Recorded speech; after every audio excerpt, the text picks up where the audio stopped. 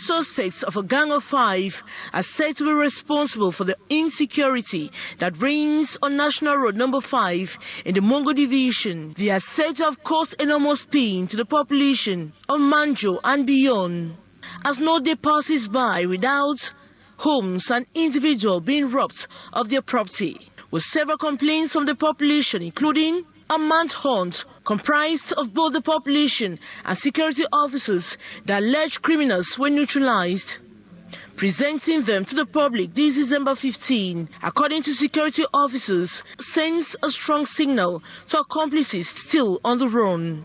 Brigade Commander of Manjo. So, the night of 4th December 2021, those guys that people have seen, they have arrested some body on the road in one village that they call Kola, where the person was coming from Lum, he's staying at Maningole.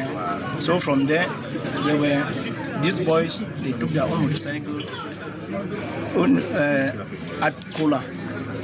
That's where they arrested the person that was having the motorcycle, pushed him in the bush, collected his money with the bike. So the next day, the person that they took the bike and all the things came to the office and come and meet me, give me the declaration. So, and immediately, me and my elements that you are seeing with the police, we put investigation, serious investigation. Some stolen items like motorbikes, television sets, computers and others were taken out of their hideouts. Security officers have urged the population for more collaboration on their part in order to flush out the criminals in their neighborhoods. The concrete data on the Cameroon mining situation is now available. The 5-year studies on the geological and geochemical mapping and establishment of a geological and mining information system in Cameroon reveals that the country can generate abundant income through the sector. During these 5 years, we have been everywhere in the field. We have collected data, we have collected soil, we have collected rock sample, we have collected stream sediment, and we have made a lot of analysis. The results are there, and the results are published today.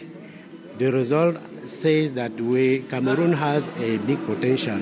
The diverse minerals of the different localities scrutinized in the results presented in Yaoundé during this 2 days restitution workshop. This project of geological mapping has been accompanied with systematic geochemical sampling.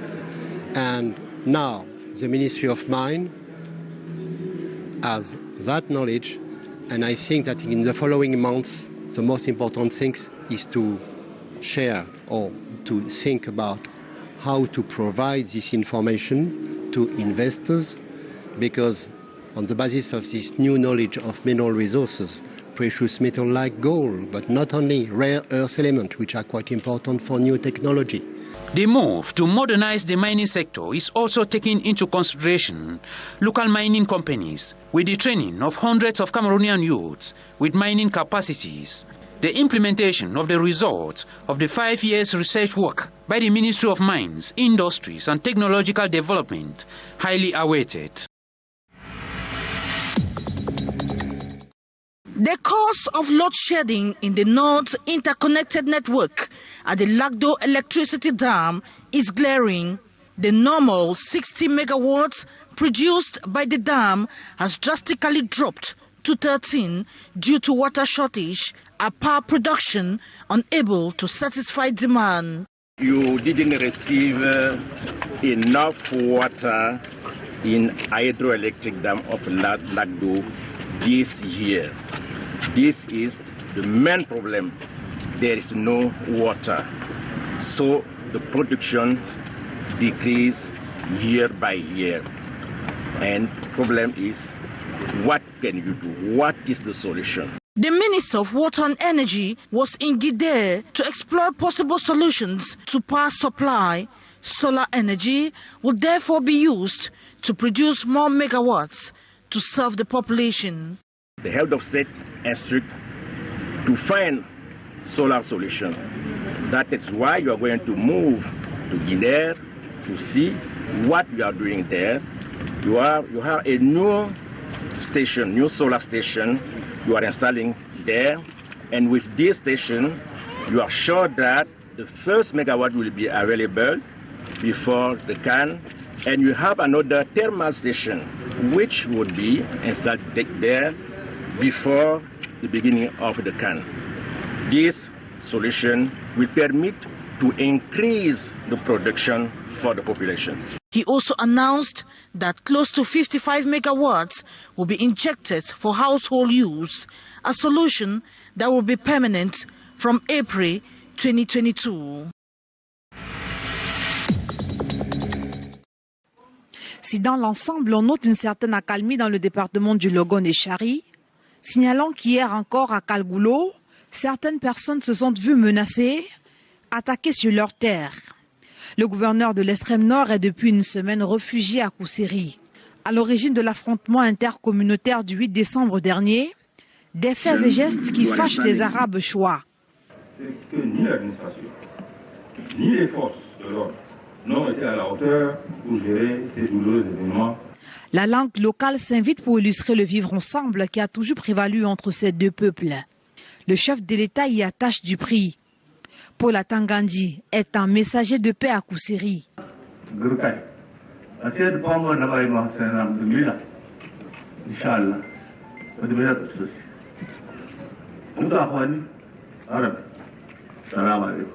À la tête de cette mission gouvernementale, le ministre de l'administration territoriale est dans le chef-lieu du Logone et Chari pour adresser le message de condoléances du couple présidentiel, mais aussi mettre en garde. Le message, c'est d'abord un message de paix, un message de réconciliation, mais aussi un message de fermeté à l'endroit de ceux qui posent ces actes, parce que nous n'avons pas besoin. Le Cameroun est un état de droit, il faut le rappeler. Voilà pourquoi à chaque étape, le chef d'État est représenté. Également au menu de cette cérémonie à la place des fêtes de Kousséri, des dons du chef de l'État, du matériel de couchage et denrées alimentaires offerts aux plus de 55 000 réfugiés déplacés internes, enregistrés dans le Logone et Chari et le Diamaré. Ceci sans oublier le Coran. Près de 300 exemplaires remis aux imams de la localité.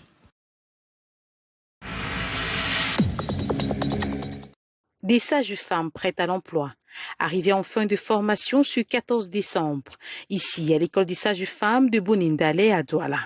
Premièrement, je suis très heureuse et épanouie et fière d'avoir reçu cette formation de la part des enseignants qualifiés qui aujourd'hui me rend fière.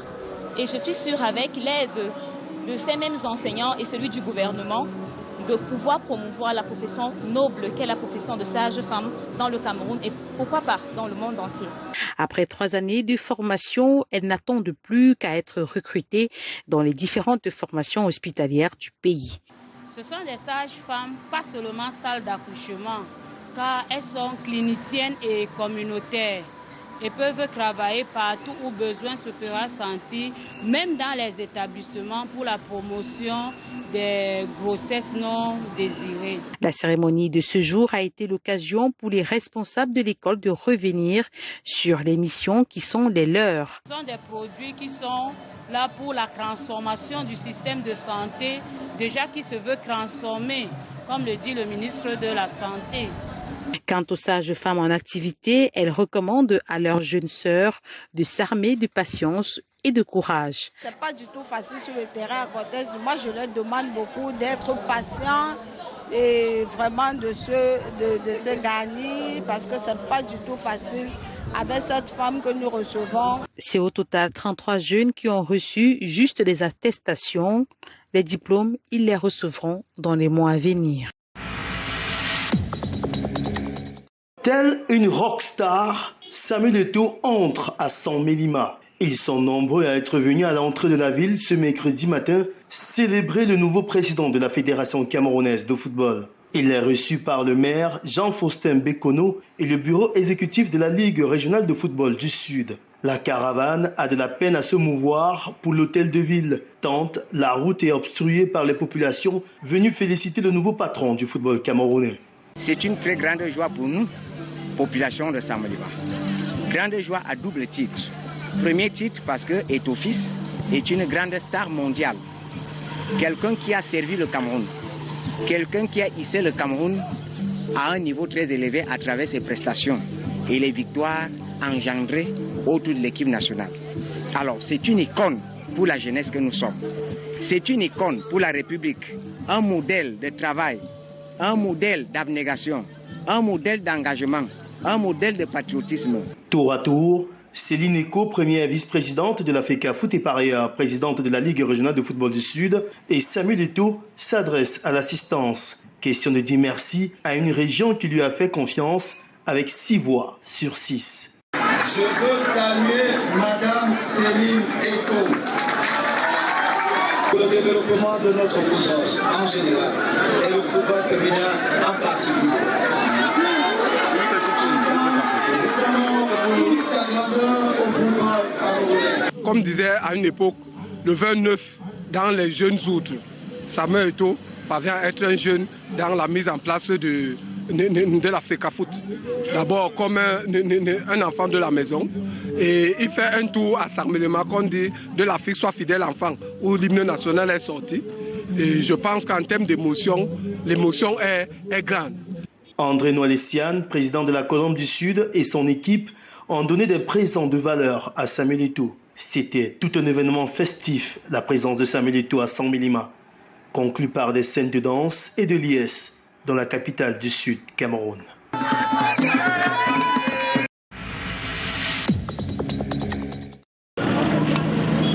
Des populations des Yaoundé 7e sur le terrain, armes à main. Hommes, femmes et même personnes du 3e âge, mobilisées pour la propreté dans la ville de Yaoundé. La cité capitale doit présenter son meilleur visage aux illustres visiteurs en route pour la CAN 2021 au Cameroun. Nous travaillons en synergie, l'ensemble des 7 communes du Fundi. On associe la communauté urbaine pour que la capitale Yaoundé soit une ville très très agréable pendant le déroulement de la CAN totale 2021. La campagne d'un mois et demi est lancée officiellement ce 15 décembre à l'esplanade de la mairie des Yaoundé 7e par le préfet du Fundi. Une cérémonie marquée par la remise symbolique du matériel de nettoyage aux populations. Tricycles, brouettes, machettes, tondeuses, râteaux et autres achetés grâce à un fonds spécial débloqué par le président de la République. La remise du matériel ici est d'une importance assez capitale parce que, n'est-ce pas, Isacam ne pouvant pas arriver dans tous les coins et recoins, il faut que les mairies d'arrondissement prennent le relais dans les sous-quartiers, les caniveaux. Les maires vont donc employer tous ces jeunes que vous avez vus et c'est aussi une bonne chose parce que ça procure de l'emploi. Les vieux comptoirs aussi doivent disparaître des alentours de la chaussée. L'opération de déguerpissement, engagée il y a quelques jours sur l'axe principal menant au complexe sportif de Lembé, se poursuit ici à Etoudi, où des cas sont survenus ces nuits de mardi à mercredi.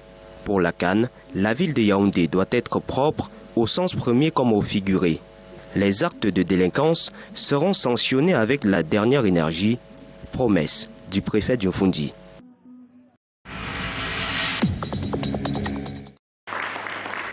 La tripartite Minepat Banque mondiale Sonatrel en action. Enjeu de cette rencontre, la signature d'un accord de crédit pour le financement du projet d'interconnexion des réseaux électriques du Cameroun et du Tchad. Montant de la cagnotte, 178 milliards de francs CFA. Il s'agit de poursuivre l'intégration sous-régionale en faisant de l'électricité, comme d'autres secteurs tels que les télécommunications, un espace de rapprochement des populations du Tchad et plus tard d'autres pays, et en même temps de donner un coup d'accélérateur à la transformation structurelle du Cameroun. Le projet s'articule autour de la construction de 1505 km de lignes de transport à haute tension, dont 1320 km à l'intérieur du Cameroun et 230 km au Tchad. Des équipements connexes et des travaux d'électrification rurale de 478 localités sont inclus dans le cahier de charges. Ça va permettre de relier Nakchigal à Ngaoundéré, Ngaoundéré à Garoua, Maroua à Kousseri, Maroua à Yagua et au-delà, Bongor et N'Djamena au Tchad. Une aubaine pour les populations du septentrion, classées zone à faible taux d'accès à l'électricité. En effet, avec la mise en chantier de ce projet de 5 ans, l'on pourrait voir dès la première année une production d'environ 522 gigawatts d'énergie abondante, abordable et de qualité. C'est les premiers jalons du Cameroun allant vers le statut de géant de l'exportation de l'énergie propre en Afrique et dans la sous-région. Le crédit est remboursable sur 30 ans avec des charges d'intérêt élevées à 1,25%.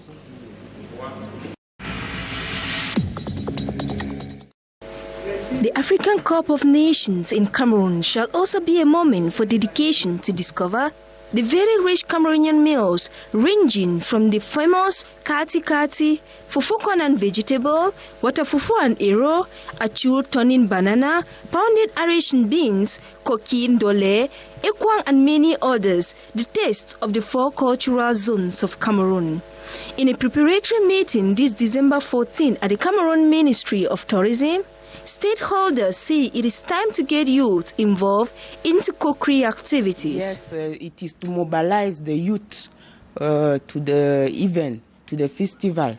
The youth for tomorrow can be here to demonstrate their know-how in the domain of culinary and the promotion of the savor of Cameroon. The interministerial consultation was an occasion to fine-tune strategies on how to fully integrate foreign participants into the upcoming food festivals. During the meeting, we said what we did, and we'll do our utmost so that the participation of the diplomatic missions be perfect. The call for visitors to come and unveil the beauty of Cameroonian meals in the food fair from January 8 to 17 at the Yaoundé Conference Center. All for a total clean-up campaign here in Yaoundé 7. Women, men, boys and girls, piloted by the mayor himself, Augustin Tamba. They need to render the subdivision, just like the entire city of Yaoundé, clean and befitting before the Total Energies African Cup of Nations. Population of Yaoundé 7 and I, we are going to fight hard because we want Yaoundé 7 to be clear, to be the best city, I would like to say the best city during Can Total Energy in a few days. The massive clean-up campaign intends, thanks to heavy sanitary materials like tricycles, motorbikes, wheelbarrows, cutlasses, boats, gloves and others, provided for the exercise by the head of state, Paul Biya. And launching the campaign this December 15, the senior divisional officer from Fundi reminded the inhabitants that Kolbisong is the entry point of the Douala-Yaoundé autoroute and must be rendered completely welcoming. So what we are doing now to have our town clean, we cannot have the good result if population do not accept. So we invite them to accompany the mayor and to respect all what the mayor say. That means that everybody should collaborate. The population also called upon to exercise a more civic and responsible behavior during this football fiesta, and a sound warning dished out to criminals and pickpockets to desist from the action or be nabbed by the forces of law and order in their systematic search missions. From the Douala International Airport, the Secretary General of the African Football Confederation, Veron Musengo Omba, accompanied by the Littorals Region's Governor, Samuel Dieudonné Iva-Hadiboa, and his collaborators, headed straight to the Japuma Stadium for inspection. Once at the stadium, CAF's Secretary General acknowledged Douala's readiness for the major continental football tournament. From the football pitch to the different compartments of the stadium, there are clear indications that all is set for the smooth start of the competition. To see how far Douala is preparing the AFCON tournament, and he just expressed his satisfaction about what we have done till today. And we went to Japuma Stadium. Upon inspection of the football facility, they moved to the site reserved for the accommodation of the members of the CAF. And it should be noted that measures have been taken to counter any form of insecurity as well as the COVID-19 pandemic. So we are happy to welcome the staff of the CAF with the aim of inspecting the Jacoma Stadium in order to be certain that everything is ready. So the population of Douala can be rest assured that all is well and will go on smoothly. Hence, an appointment has been taken come January 9, 2022 for the 33rd edition of the African Cup of Nations on the Cameroonian soil.